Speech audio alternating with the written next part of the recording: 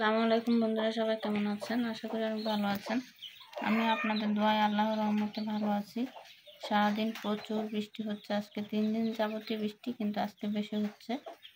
ভাবলাম বৃষ্টির মধ্যে কিছু পিঠে পুলি খেলে ভালোই লাগে, সেজন্য আমি মনস্থির করলাম পুলি পিঠা বানাবো আর সেগুলো আপনাদের সঙ্গে শেয়ার করব। আমি নিয়ে নিয়েছি নারকেল, এরকম 2টো নারকেল এনেছিল কালকে 200 টাকা দিয়ে।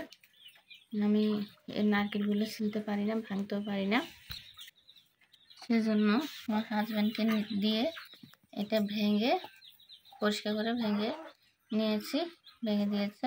এটা আমি কুড়িয়ে নিব। আর এই পাতিলে একটু পানি নিয়েছি, এই পানিটা গরম করে আটা সিদ্ধ করে নিব। আমি নারকেলগুলো কুড়িয়ে নিয়েছি, এখন এগুলো একটু চিনি দিয়ে গরম করে নেব। আমার আটা হয়ে গেছে। এইভাবে কিন্তু রুটি বানালে রুটিগুলো অনেক নরম হয়। আমি এরকম সিদ্ধ করে রুটি বানাই। আটাগুলো নামিয়ে নিব। চুলায় দিয়ে দিয়েছি, আমি দিয়ে দেবো সামান্য লবণ আর চিনি। আমি চিনিগুলো দিয়ে দিব। আমি বেশি গরম করব না, বেশি করলে পানি উঠে যাবে। ঝাই বানাবো না, আমি এটাকে হালকা গরম করব। চিনিগুলো গলে গেলে নামিয়ে নেব।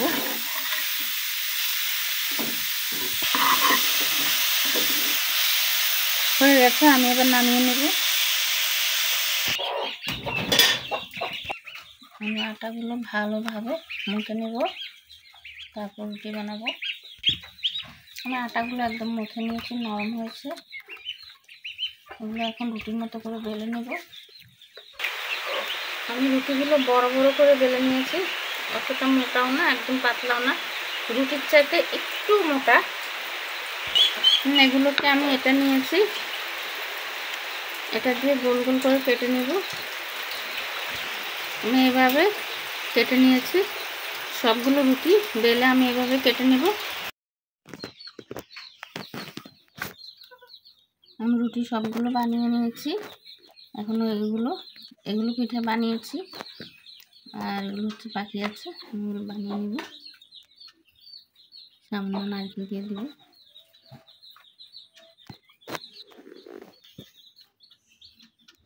আমার কাছে সাজ নেই, আমি এভাবে ভেঙে নেব।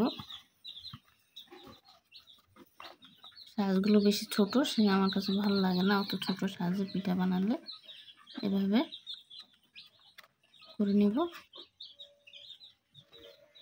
আমি এটা চালের গুঁড়ি দিয়ে বানাইনি, একদম ফ্রেশ আটা, যেগুলো দিয়ে আমরা রুটি খাই, ওই আটা দিয়ে বানিয়েছি।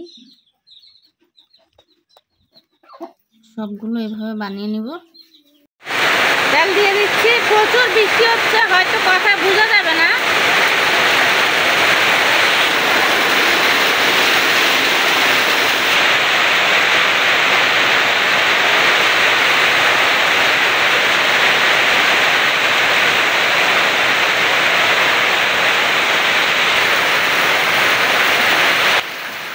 আমি এরকম লাল লাল করে ভেজে নিব। আমি সবগুলো ভেজে নিব।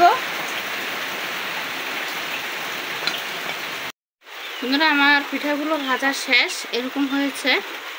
কেমন লাগলো আমাকে অবশ্যই জানাবেন। ভালো লাগলে একটা লাইক দিবেন, শেয়ার করবেন, নতুন হয়ে থাকলে সাবস্ক্রাইব করে পাশে থাকবেন। ধন্যবাদ, ভালো থাকবেন, আল্লাহ হাফেজ।